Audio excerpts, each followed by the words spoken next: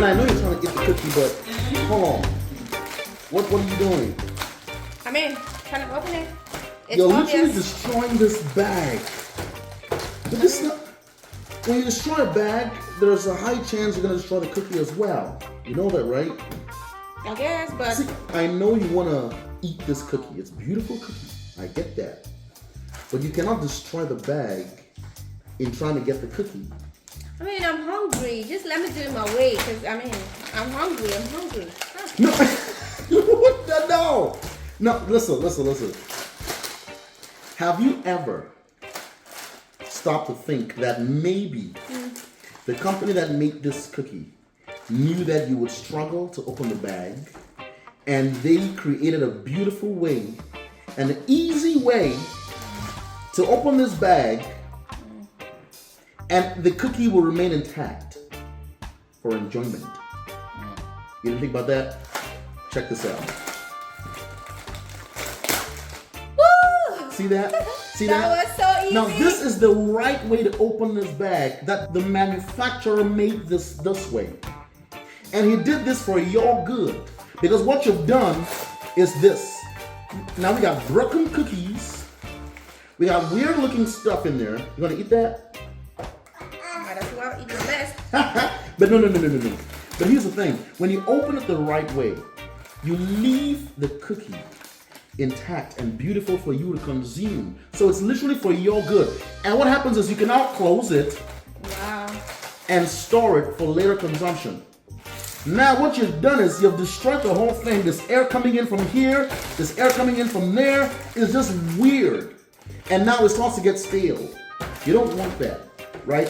The point is, follow the manufacturer's instructions on how to open the bag of cookies so that you can enjoy the cookie. It's not for his good, it's for your good. Wow. Let me grab a few cookies and get out of here, man, because this is wrong. Wow. Love you, baby. Thank you. You're welcome. Whew. Can you imagine that? This is a whole big lesson, and this applies in every aspect of our lives. In fact, let me grab me a chair. Let's talk about this. Imagine if I had taken out time to just read the instructions. It would have saved me all the stress. I would have seen the instructions on how to easily open it without messing up the content. Now I have my cookies all scattered, all broken. That is to tell us that every manufacturer gives us instructions on how to handle the product. And this also applies to God. God created us. And when God gives us instructions on what not to do, it is first of all for our own good. And when we choose to go against it, we have the consequences to deal with. That is why today we're talking about the most popular thing out there. Most popular thing, sex before marriage. And we are not looking at it from the context of sin. We are not touching that aspect. We are talking about how it affects our lives here on earth. How does sex before marriage negatively impact us? By the way, let me grab me a cookie. I know when it concerns sex, people are always trying to be very defensive. People are saying, don't judge. If you know you are without sin, be the first to cast a stone. But I think it's very important for us to talk about it.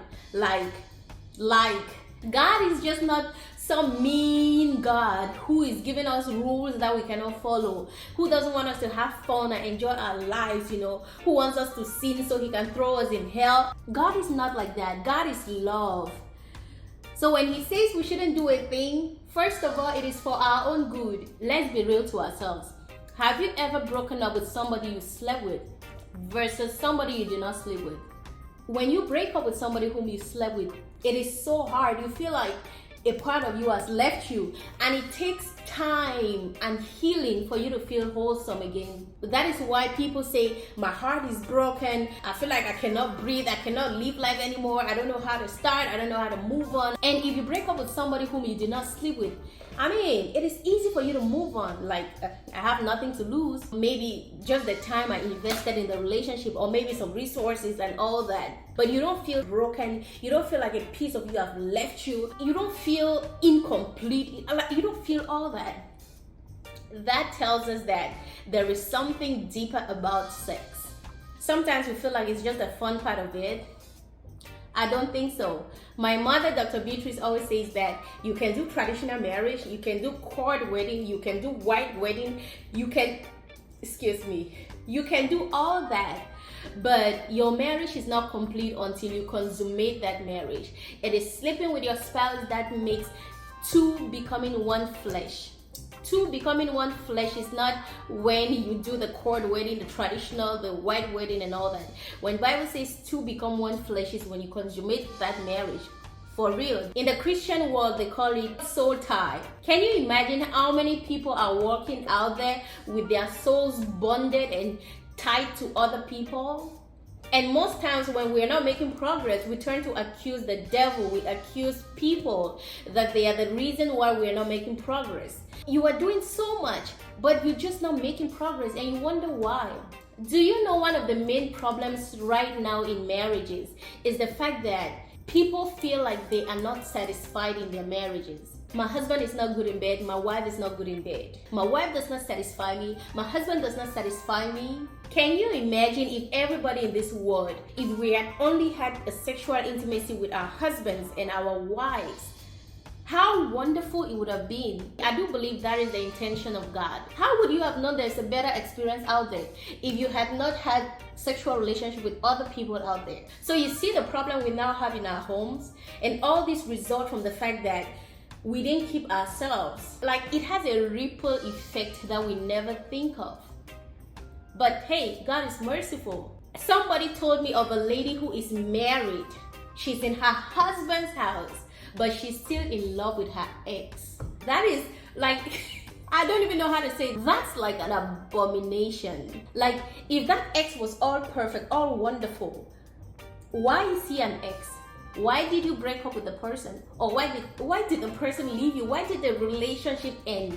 So you cannot tell me that the ex was just so wonderful. Honestly, I will say it with my full chest.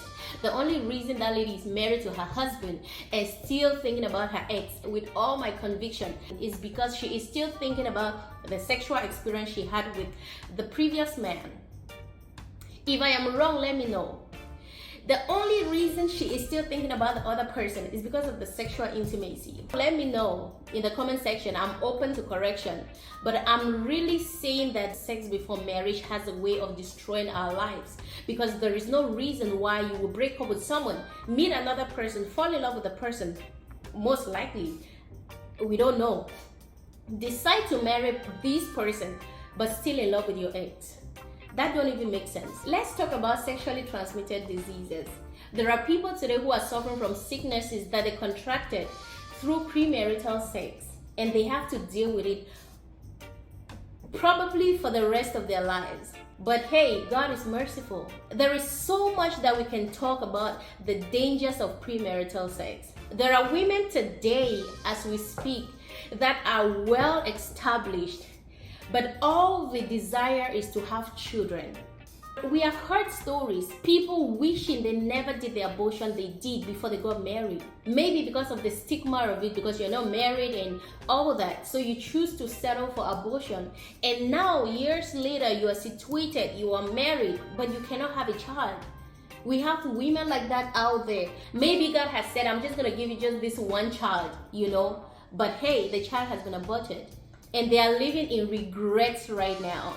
I'm not generalizing, I'm just talking to this particular group of women. There is so much negative impact related to this thing. We're not even talking about the sin part of it. So when God says don't do it, it's not just because of the sin part. I can keep going on and on. But at the same time, I don't want to end on a negative note, okay? It doesn't matter how far we've gone. It doesn't matter the mistake we have made in life. It doesn't matter how much we have drifted away, gone against the instructions that God gives us.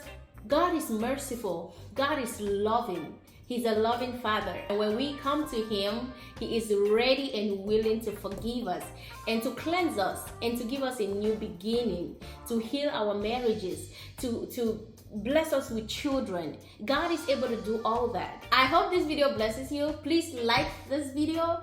Please subscribe to my channel if you haven't done that, and I'll see you in my next video. Thank you so much, and God bless you.